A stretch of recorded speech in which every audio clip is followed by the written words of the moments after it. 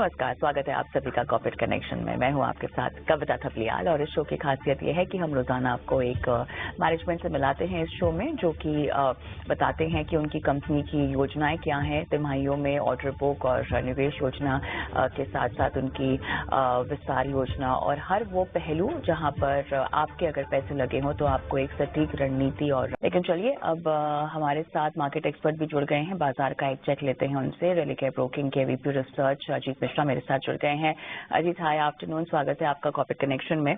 और देखिए, बाजार ने यहाँ पर नई सीरीज की शुरुआत अच्छी करते हुए दिखाई दे रही है, लेकिन जो गेन्स है वो काफी हद तक कैप्ड हैं और 24,500 को संभाल के रखना, शायद पकड़ के रखना बाजार के लिए काफी अहम होगा।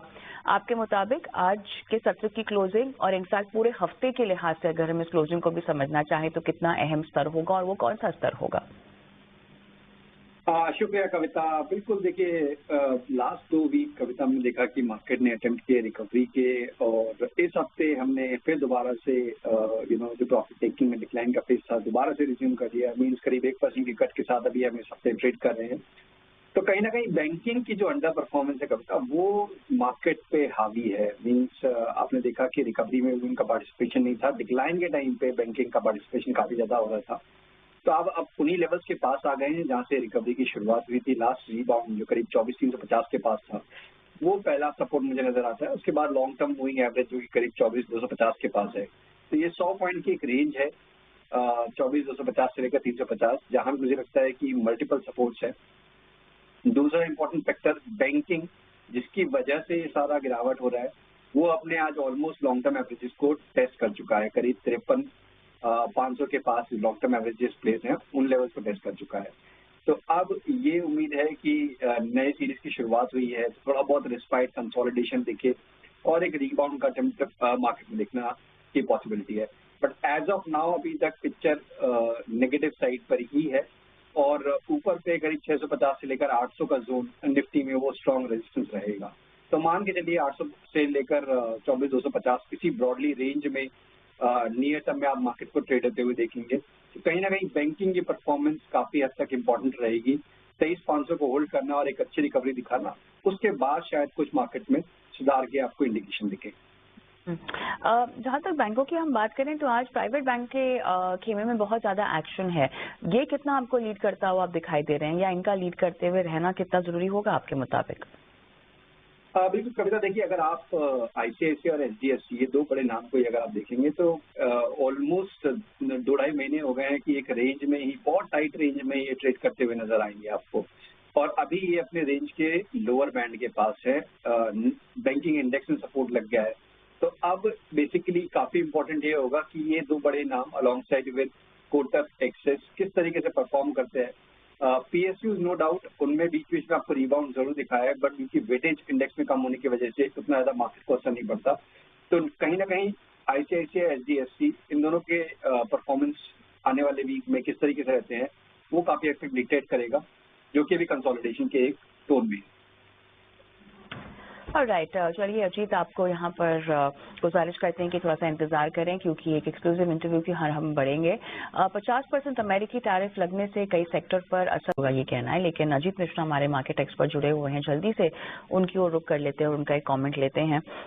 बताइएगा यहाँ पर अजीत, जिस तरह से बातचीत में समझ में आ रहा है हमें कि आगे की योजनाओं पर तो खैर इंतजार रहेगा ही, लेकिन नाल्को के लिहाज से भी और पूरे धातु क्षेत्र के लिहाज से भी आपकी क्या रणनीति और क्या सलाह?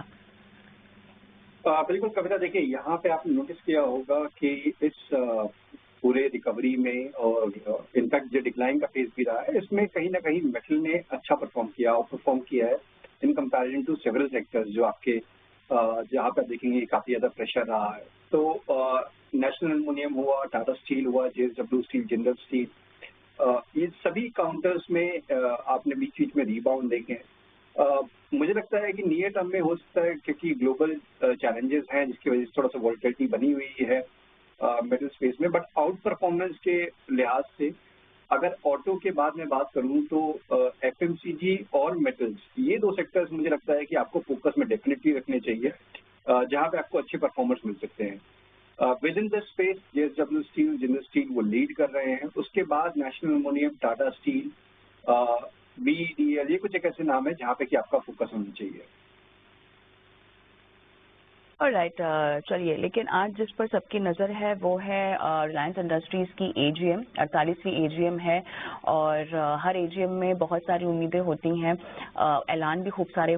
वेलकम बैक, आप देख रहे हैं कॉर्पोरेट कनेक्शन और मार्केट एक्सपर्ट अजीत मिश्रा मेरे साथ जुड़े हुए हैं। तो अजीत, RAL की AGM पर सभी की नज़रें भी हैं और इनफैक्ट बहुत इंटरेस्टिंग काउंटर RIL का AGM के दिन, AGM के 10 दिन पहले और AGM के 10 दिन के बाद के रिएक्शंस हम लगातार दिखा रहे हैं और पिछले साल AGM के 10 दिनों के बाद हमने स्टॉक को थोड़ा सा 3-3.5% टूटता हुआ देखा। लेकिन हैविंग सेड दैट, अब बाजार के नजरिए से हम समझे तो कितनी ज्यादा एक्सपेक्टेशन होगी इस AGM से? बिल्कुल कविता, देखिए जब मार्केट में आपके की सेक्टर्स हैं बैकफुट पे हैं, चाहे वो IT हो चाहे वो बैंकिंग हो, और हाल फिलहाल में हमने देखा था कि बीच में जब रिलायंस में रिकवरी आई थी तो उसने काफी हद तक मार्केट को ना ही केवल संभाला था बल्कि ऊपर जाने में भी हेल्प की थी।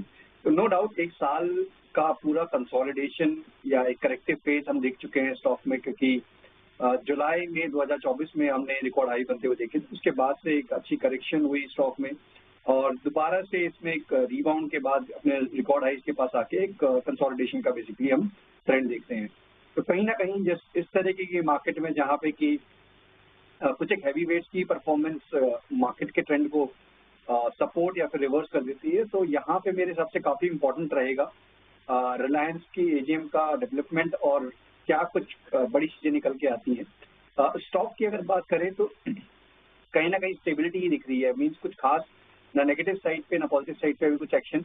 तो कहीं ना कहीं वेट एंड वॉच के सिनेरियो है। 1320 एक अच्छा बेस बना हुआ है, ऊपर पे करीब 1560-1600 का जोन जो कि रेजिस्टेंस की तरह एक्ट करता है।